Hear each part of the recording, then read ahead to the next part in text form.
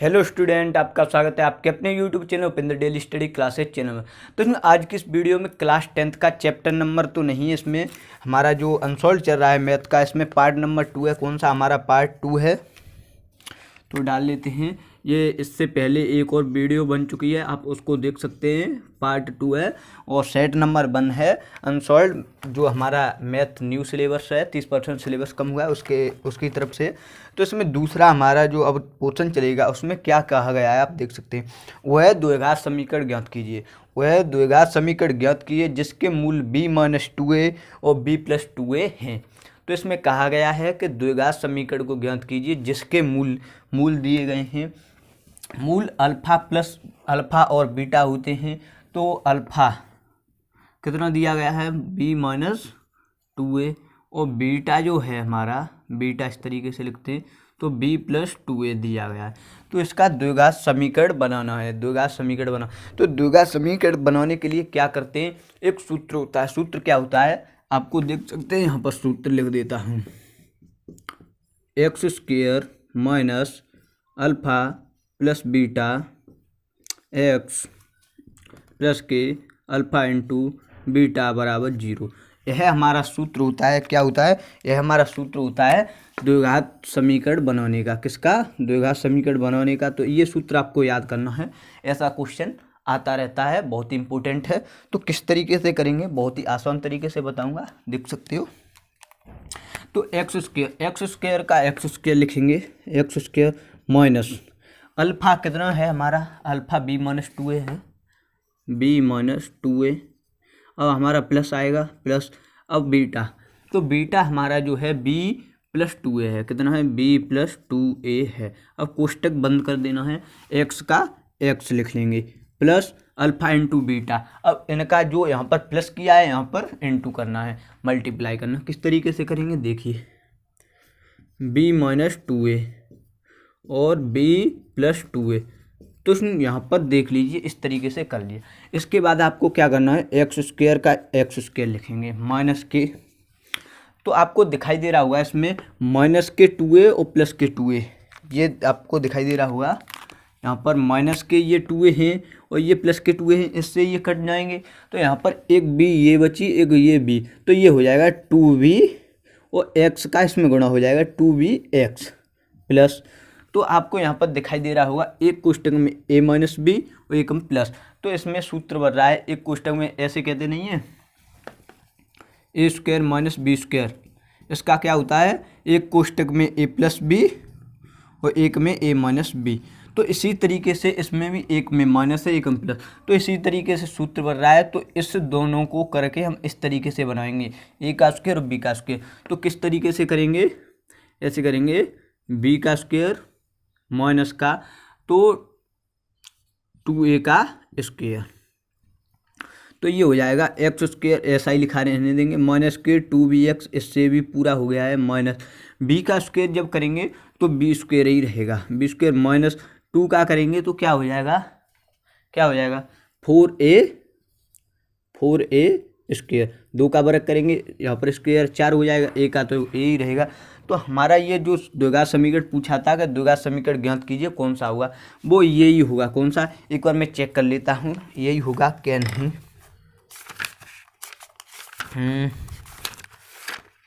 द्विघात समीकरण कहाँ गया, सेट नंबर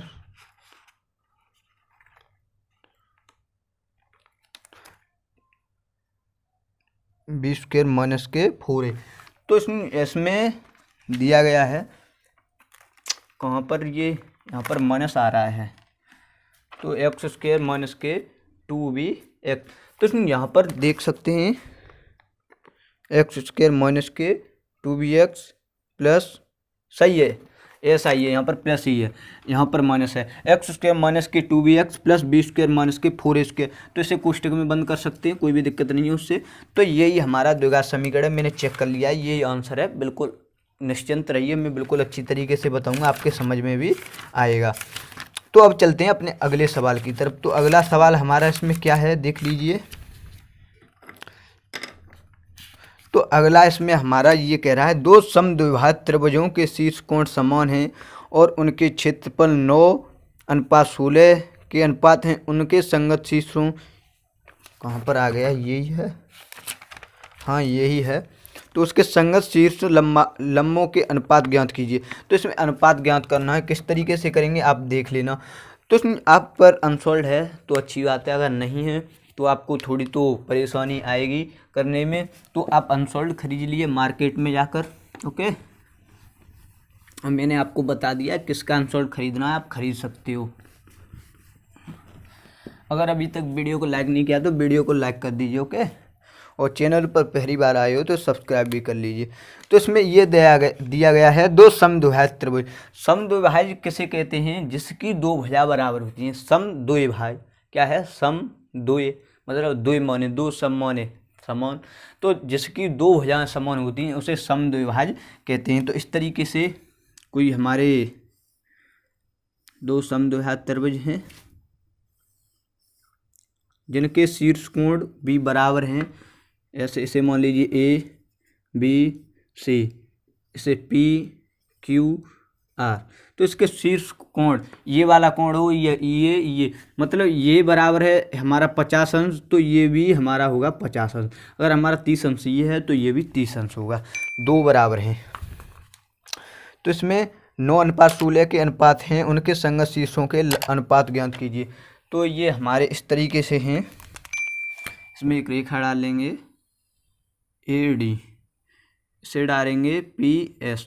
तो ये 9 है, ये 16 है, इसके बराबर। तो इसके अनुपात ज्ञात कीजिए। तो इसका क्या करते हैं, अगर अनुपात पूछता है, क्या पूछता है अनुपात, तो इनका वर्गमूल करना है। क्या है मतलब 3 का 9 होता है और 4 का 16, तो इसका पता चलता है 3:4 है। तो हमें आंसर तो ऐसे ही पता चल जाता है, लेकिन करना पड़े। अगर क्षेत्रफल की बात करता है, अगर क्षेत्रफल ज्ञात कीजिए तो स्क्वायर करते हैं, 9 का स्क्वायर 16 का स्क्वायर। अगर अनुपात की बात करें तो वर्गमूल करते हैं। किस तरीके से करते हैं देख लीजिए। त्रिभुज ए बी सी का क्षेत्रफल बट्टे त्रिभुज पी क्यू आर का क्षेत्रफल बराबर है, क्या है, स्क्वायर करेंगे ए डी स्क्वायर बट्टे पी एस का स्क्वायर। तो यहाँ पर ए बी सी का क्षेत्रफल हमारा कितना है 9 और पी क्यू आर है 16 बराबर ए डी बट्टे पी एस, दोनों पर क्या हो जाएगा स्क्वायर कर लेंगे, दोनों पर चढ़ाया ऐसे करके। तो इसमें क्या करेंगे, इस पे से इसके चढ़ाएंगे, इस पर अंडर रूट चढ़ जाएगा 9/16 बराबर ए डी बट्टे पी एस। तो ये 3 हो जाएगा 3/4, क्योंकि 3 का वर्ग 9 होता है, 4 का, तो ये बाहर निकल आएंगे ए डी बट्टे पी एस। तो ए डी है जो ए डी 3 है और पी एस क्या है 4। तो किस तरीके से करेंगे, ए डी बराबर में माना जाता है जब अनुपात की बात चलती है। तो हमारा हो जाएगा ए डी अनुपात पी एस, तो ये हो जाएगा 3:4। अगर आपको सामने नहीं करना है तो इस तरीके से भी होता है, क्रॉस मल्टीप्लाई करेंगे। क्या करेंगे, क्रॉस मल्टीप्लाई करेंगे। किस तरीके से करेंगे देख लीजिए इसमें। तो 4 ए डी हो जाएगा, 4 ए डी बराबर 3 पी एस। तो इसका ये होता है और इसका होता है ये, इस तरीके से होता है। तो पी एस हो जाएगा 4, तो हमारा पी एस कितना है 4, ए डी हो जाएगा 3, कितना हो जाएगा ए डी 3। तो इसी तरीके से बताया, बहुत ही आसान है, 3:4 हो गया। इसे भी देख लीजिए, बहुत ही आसान है। अब चलते हैं अपने अगले सवाल की तरफ। क्या है हमारा अगला सवाल। अभी तक वीडियो को लाइक नहीं किया तो वीडियो को लाइक कर दीजिए, अपने दोस्तों में जल्दी से फटाफट शेयर कर दीजिए। अभी तक शेयर नहीं किया है तो जल्दी से कर दीजिए। तब तक मैं खड़ा हूँ यहाँ पर, सवाल को पढ़ लेता हूँ। ओके, तो इसमें कहा गया है गा नंबर है खा 2 हमारे हो गए हैं। दी हुई समांतर श्रेणी, देखो इसमें समांतर श्रेणी का सवाल आ गया है, लेकिन समांतर श्रेणी हटा दी गई है, लेकिन तब भी आ गया है। आप समझ रहे हो कि सर हमें जो अनसॉल्व पुराना है उससे पढ़ा रहे, नहीं है पुराना, आप देख सकते हो, नए से पढ़ा रहा हूँ। बिल्कुल आपको दिखाई दे रहा होगा, ये लिखा है 30% सिलेबस कम, उसके साथ ही है, लेकिन दे दिया है, कोई भी दिक्कत नहीं है। अगर ज़्यादा भी कोई दिक्कत आएगी मैं नहीं पढ़ाऊँगा उसे। ओके, लेकिन बहुत ही आसान है, इसे कर सकते हो आप। आ गया अभी तब भी, वैसे आएगा तो नहीं। तो दी हुई समांतर श्रेणी, लेकिन आप अपनी तैयारी फुल रखिए, कोई भी दिक्कत ना आए। दी हुई समांतर श्रेणी के प्रथम 4 पद लिखिए। तो हमें समांतर श्रेणी के 4 पद लिखने हैं, जिसका पहला पद क्या है, जिसका पहला पद 10 और सारवंतर 10 दिया गया है। जिसका पहला पद 10 और सारवंतर कितना दिया गया है, 10। तो इसे डी से लिख लेते हैं, इसे ए से, वैसे बड़ा लिखेगा, कोई भी दिक्कत नहीं है। तो इसमें हम पद कैसे निकालते हैं, अगर हमें पहला पद निकालना है ए, तो दूसरा पद निकालना है ए प्लस डी, ए प्लस 2d। हमें तीसरा पद निकालना है ए प्लस 4 3d। तो अगर हमें 10वां पद निकालना है तो ए प्लस 9d, एक डी को पीछे करके चलते हैं। अगर 50वां निकालना है तो ए प्लस 49d। इस तरीके से निकालते हैं, बहुत ही आसान है, आप कर सकते हैं। तो हमें क्या करना है, पहला पद, यहाँ पर 4 पद पूछे तो हमें दिखाई दे रहा है पहला पद हमारा ए 10 है। कितना है, 10। तो हमारा पहला पद हो गया 10 और ए प्लस डी, ए ये है, डी हमारा ये है। तो 10 प्लस 10 कितना हो जाएगा, 20। अब यहाँ पर a plus 2d, a plus 2 into D, तो यहाँ पर हो जाएगा 10 दूनी 20 और प्लस 30, तो 30 हो जाएगा। तो यहाँ पर 10 प्लस 3 इंटू 10, 10 3 30 हो जाएगा, 30 और 10 कितना हो जाएगा, 40। तो ये बहुत आसान है, कोई भी दिक्कत नहीं आएगी। हमारे जो 4 पद पूछे थे वो 10 20 30 40 होंगे। ओके, तो इसे भी इरेज कर देते हैं। वीडियो अच्छी लग रही है तो वीडियो को लाइक कर दीजिए, फटाफट अपने दोस्तों में शेयर कीजिए। अगर चैनल पर पहली बार आए हो तो सब्सक्राइब भी कर लीजिए। अगर आप फ्री नोट्स पाना चाहते हो तो हमारे व्हाट्सएप ग्रुप को ज्वाइन कर सकते हो। ओके, इसमें दिया गया है, क्या दिया गया है, मूल बिंदु से, क्या दिया गया है, मूल बिंदु से 3 माइनस के 3 कोमा माइनस की 4 की दूरी ज्ञात कीजिए। मूल बिंदु से, किससे, मूल बिंदु से क्या कहा गया है, -3,4 की दूरी ज्ञात कीजिए। तो किस तरीके से करेंगे देख सकते हो। मूल बिंदु से इस तरीके से है, किस तरीके से है, इस तरीके से। तो ये हमारा x मान लीजिए a b, तो मूल बिंदु से करेंगे, कोई भी दिक्कत नहीं है। इसे 0 0 मान लेंगे, 3 -4 दिया गया, कोई भी दिक्कत नहीं है। हमारा ये पद होता है x1, ये होता है y1, ये होता है x2, ये होता है y2। आपने पढ़ी होगी, ये ज्योमेट्री में से 7वां चैप्टर है आपका। ओके, तो इसका बीच की दूरी का एक सूत्र होता है, क्या होता है, बीच की दूरी। तो आपको सूत्र बहुत ही अच्छी तरीके से याद करने हैं। अगर आप सूत्र की कोई भी एक वीडियो पाना चाहते हो, मैं सारे सूत्र करवा दूंगा जो भी गणित में होते हैं, तो आप कमेंट में नीचे लिख सकते हैं। तो मैं बाद में एक सवाल दूंगा आपको, जो आप करके देना है। अगर आप करके उसे दे सकते हो तो कमेंट में नीचे लिख देना, बाद में दूंगा। तो अगली वीडियो में आपका नाम भी लिया जाएगा कि हमारे उस स्टूडेंट ने हमारा सवाल किया। तो इसमें क्या है, तो इसमें सूत्र होता है d बराबर, इस तरीके से होता है x1 माइनस x2 का square plus y1 minus y2 का स्क्वायर।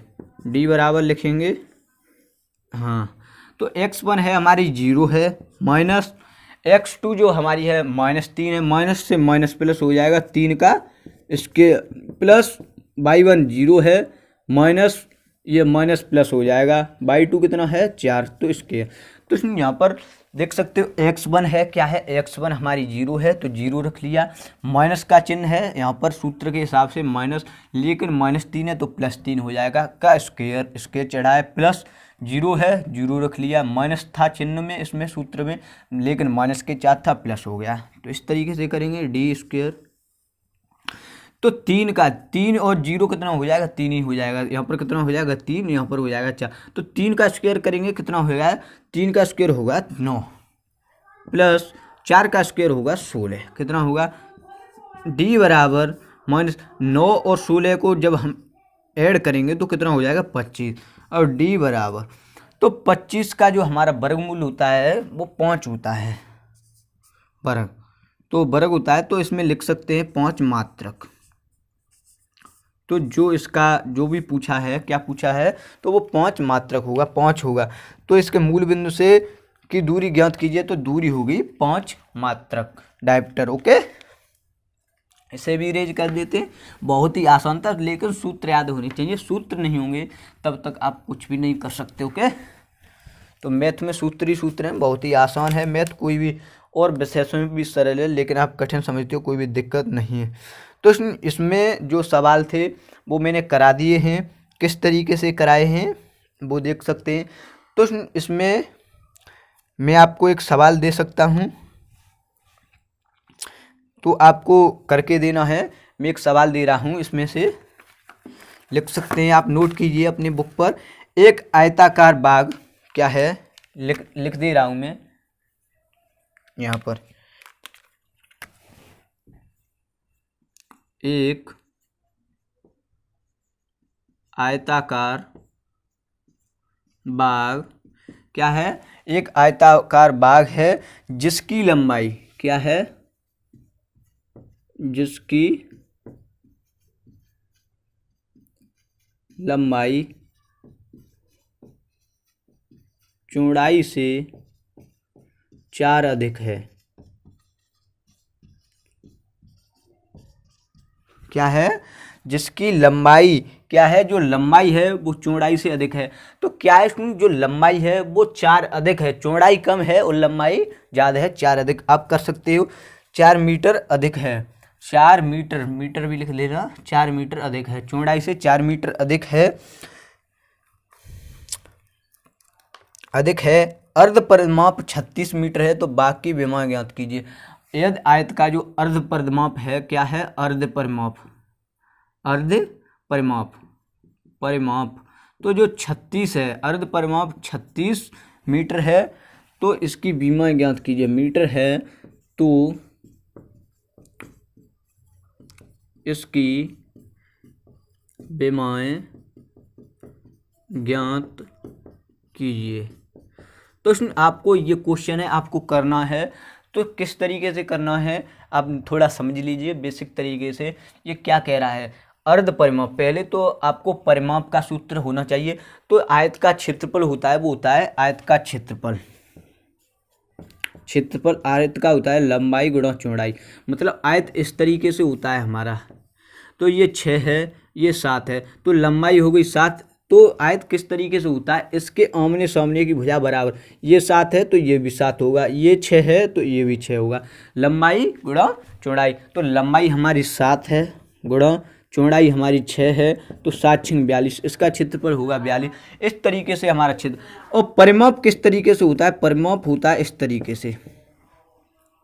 परिमाप होता है 2l + b, मतलब 2 को बाहर लिख लेते हैं, l + b यहाँ पर मल्टीप्लाई किया था, लेकिन यहाँ पर हो जाएगा 7 + 6, इस तरीके से होगा। तो आप किस तरीके से करेंगे देख सकते हैं। मैं यहाँ पर थोड़ा बेसिक तरीके से आपको समझा दे रहा हूँ, आशा करता हूँ कि आपके समझ में आ गया होगा। तो आपको यहाँ पर लिखना है परिमाप। कितना लिखना है, परिमाप। तो यहाँ पर परिमाप बराबर क्या लिखेंगे, 2l + b, ये वाला सूत्र है। तो हमारा परिमाप तो नहीं है, यहाँ पर अर्ध परिमाप है। कितना है, अर्ध परिमाप। तो आधा ही तो है परिमाप, वहाँ पर पूरा था, तो बट्टे में 2 लगा लेंगे। क्या करेंगे, बट्टे में 2 लगाएंगे। बहुत ही अच्छी तरीके से समझ में आ रहा होगा। समझ में आ रहा है तो वीडियो को लाइक कर दीजिए।